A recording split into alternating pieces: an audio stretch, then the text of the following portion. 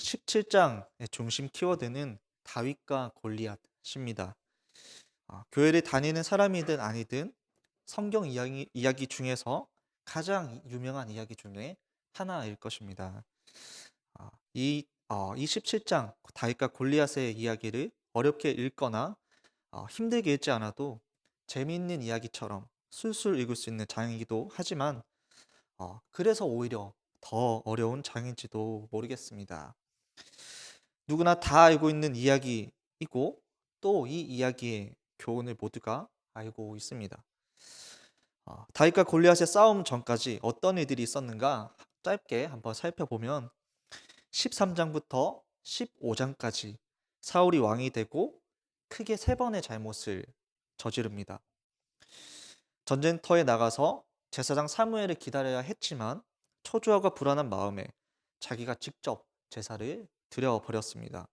하나님의 법도를 어기게 된 것이고, 두 번째는 전쟁으로 피곤하고 지쳐있던 군사들에게 금식을 어리석게 선포하면서 군대 전체를 위기에 빠뜨릴 뻔했습니다. 그리고 세 번째, 마지막으로는 아말렉과의 전쟁에서 모든 것을 진멸하라고 말씀하셨음에도 불구하고 괜찮아 보이는 전리품들을 챙기는 불순종을 범하면서 하나님께서는 그를 버리시고 이세의 막내 아들을 왕으로 기름 부으셨습니다. 이게 16장의 내용입니다. 다윗이 기름 부음을 받았지만 아직 집권하고 있는 왕은 사울이었습니다. 그런데 하나님께서 이미 왕권을 바꾸셨습니다. 17장은 그래서 이제 새로운 왕으로서 다윗의 품격과 왕으로서의 자격이 있는가 하는 것을 보여주는 대목이기도 합니다. 17장이 시작되면서 블레셋이라는 숙적이 등장하고 이스라엘을 침략해 옵니다. 블레셋 진영에는 대표 선수가 있었는데 그 이름은 골리앗이었습니다. 4절부터 골리앗의 외적인 스펙을 말해줍니다. 그가 얼마나 무섭고 대단한가에 대해서 알려줍니다. 골리앗은 키가 6규빗 한 뼘. 이것은 오늘날로 하면 2m 93cm 정도로 컸습니다. 오늘날도 2m 93cm가 되는 사람을 찾아보기는 힘듭니다. 한마디로 정말로 컸다라는 것입니다. 머리에는 노트구를 썼고 몸에는 비늘 갑옷을 입어서 그 갑옷의 무게만 놋 5,000세겔, 무게로 하면 57kg에 해당되는 무게였다고 합니다. 57kg라고 하면 웬만한 사람의 무게와 같은 그런 갑옷이었습니다. 그의 다리는 놋 각반을 찾고 어깨 사이에는 놋 단창을 메었으니 그 창 자루는 배틀채 같고 창날은 철 600세겔이며 방패든 자가 앞서 행하더라라고 말합니다. 창 날만 약 6kg에서 7kg 정도라고 합니다. 이 6kg가 이렇게 볼 때는 별것 아닌 것처럼 보여도 우리가 일반적으로 아령을 들면 무거운 무게입니다. 그런데 이 창날을 자유자재로 휘두를 수 있었다라는 겁니다. 그만큼 힘이 센 사람이 골리앗이었다는 것을 우리에게 보여줍니다. 8절 하반절과 9절을 보시면 이 골리앗이 이렇게 외칩니다. 너희는 한 사람이 택하여 내게로 내려 보내라. 그가 나와 싸워서 나를 죽이면 우리가 너희의 종이 되겠고 만일 내가 이겨 그를 죽이면 너희가 우리의 종이 되어 우리를 섬길 것이니라. 그러니까 1대1로 대표 선수들끼리 싸워 보자라는 말입니다. 1대1 대표끼리의 싸움으로 전쟁의 승리와 패배가 결정이 됩니다. 사실은 두려워 떨고 있는 이스라엘 군대에게 블레셋 군대가 그냥 치기만 해도 이길 수 있어 보입니다. 그런데 인간의 교만이 곁들여진 하나님의 섭리상 이러한 드라마틱한 전쟁의 조건이 나오게 되었습니다. 블레셋 입장에서는 굳이 1대1로 싸울 이유가 없었는데 골리앗을 믿었던 것 같습니다. 여러분 사납고 우람하고 힘이 센 그 골리앗의 외형 스펙이 17장이 시작이 되면서 바로 설명이 된 이유가 있습니다. 그 이유는 어떤 대조를 보여주기 위함입니다. 사무엘이 이새의 집에 왕을 세우러 갔을 때 다윗의 모습이 16장에 묘사가 됩니다. 그 모습을 혹시 기억을 하십니까?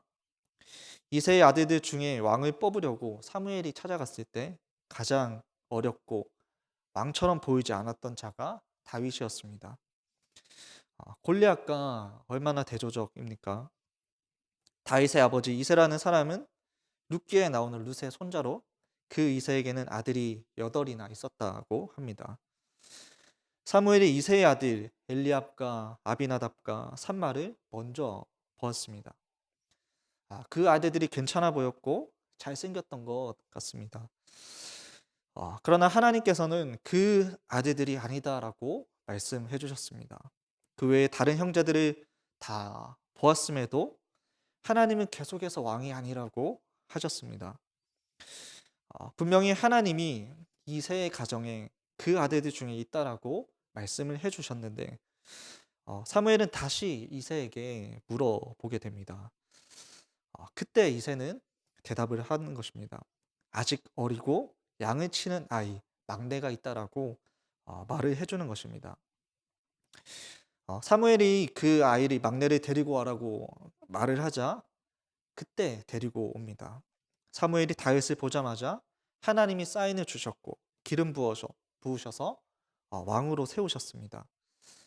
이렇게 기름을 부었지만 다윗이 바로 왕이 된 것은 아닙니다. 이때 다윗의 나이는 중고등학생쯤 됐다라고 봅니다. 실제로 다윗이 왕위에 올랐던 것은 30세 때입니다. 기름 부음을 받고 많은 시간이 흐른 뒤였다는 것입니다. 그런데 아까 말씀드린 것처럼 하나님께서는 이때부터 사무엘이 기름 부은 때부터 이스라엘의 왕이었습니다. 여러분 블레셋 대표가 골리앗이라면 이스라엘 대표로 다윗이 나오는 것이 하나님의 입장에서는 당연한 것이었고 맞는 것이었습니다. 왜냐하면 하나님께서는 이때부터 다윗이 이스라엘의 왕이었기 때문입니다.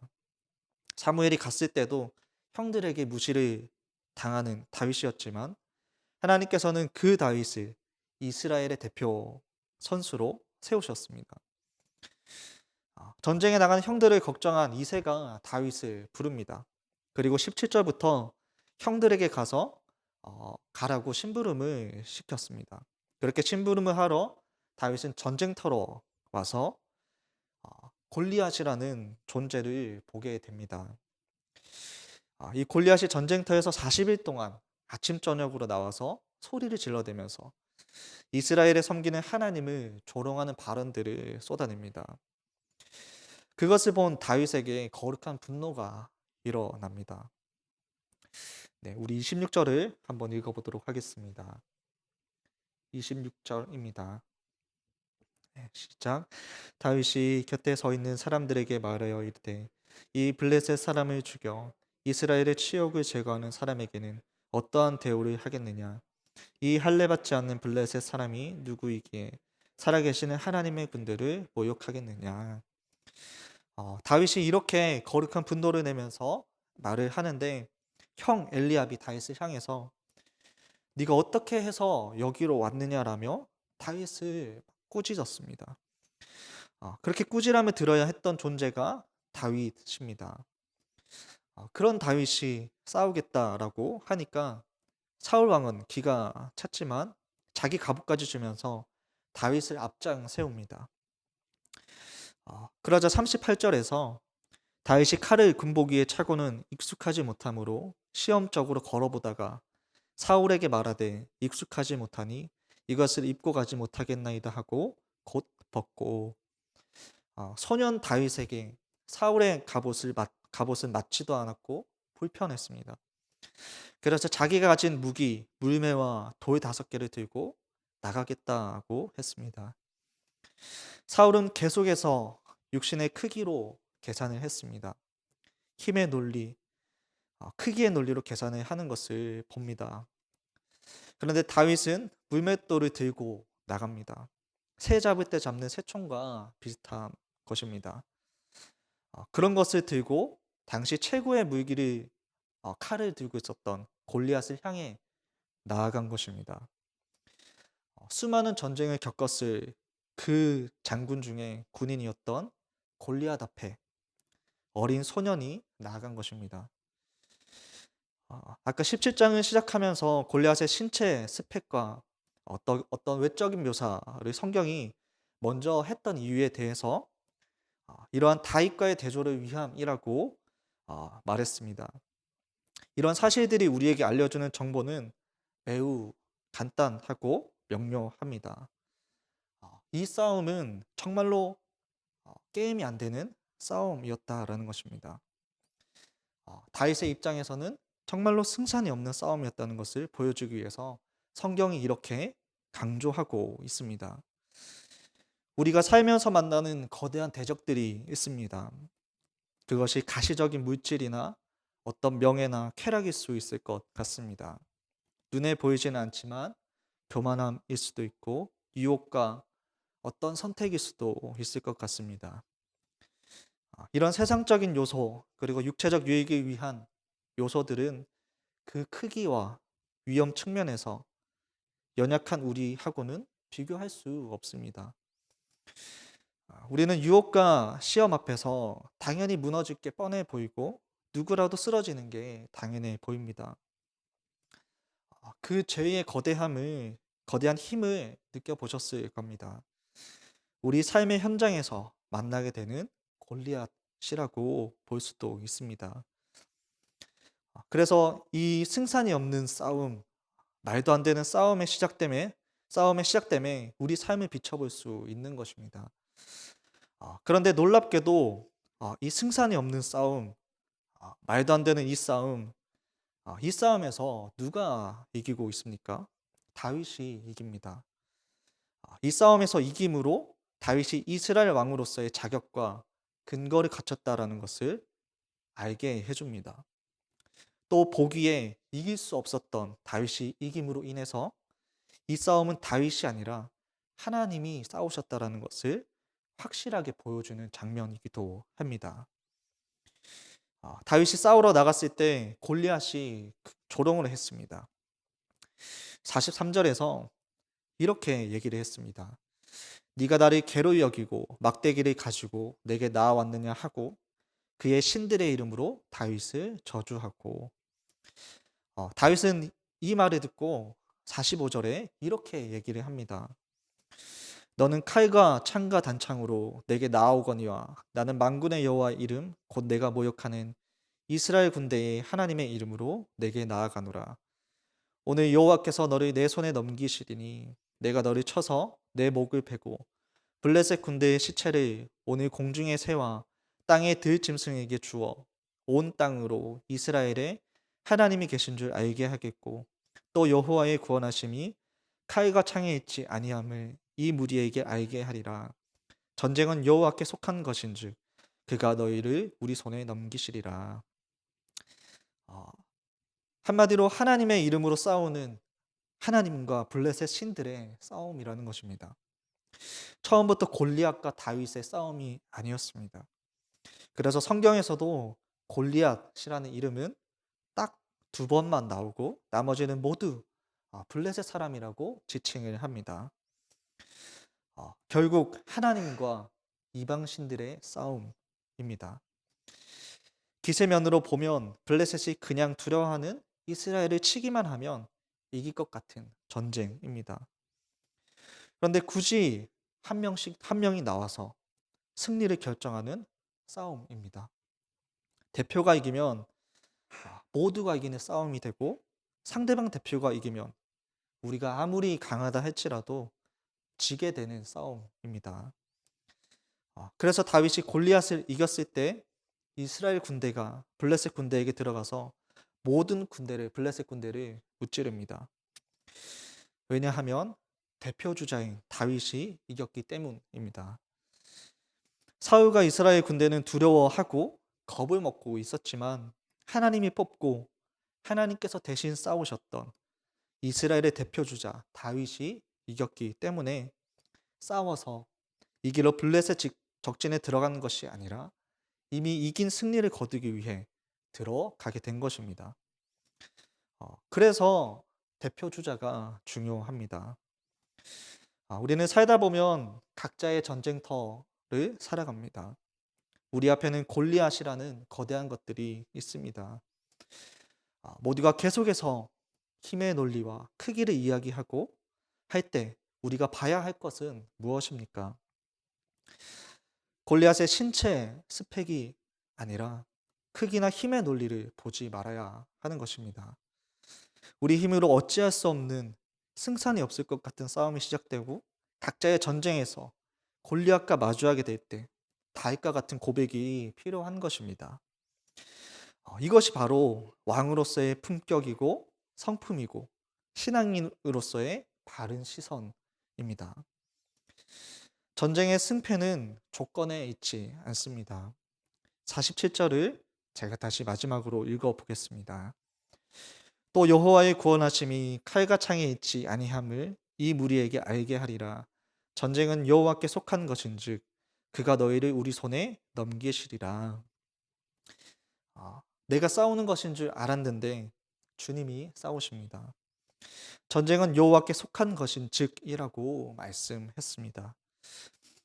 우리는 다윗과 골리앗의 싸움 뒤에 계신 하나님을 발견하게 됩니다. 그 하나님을 보므로 예수님을 바라볼 수 있게 되었습니다. 이스라엘의 대표 선수로 나섰던 다윗의 모습에서 우리의 대표 선수로 싸우시는 예수님을 바라볼 수 있게 되는 것입니다.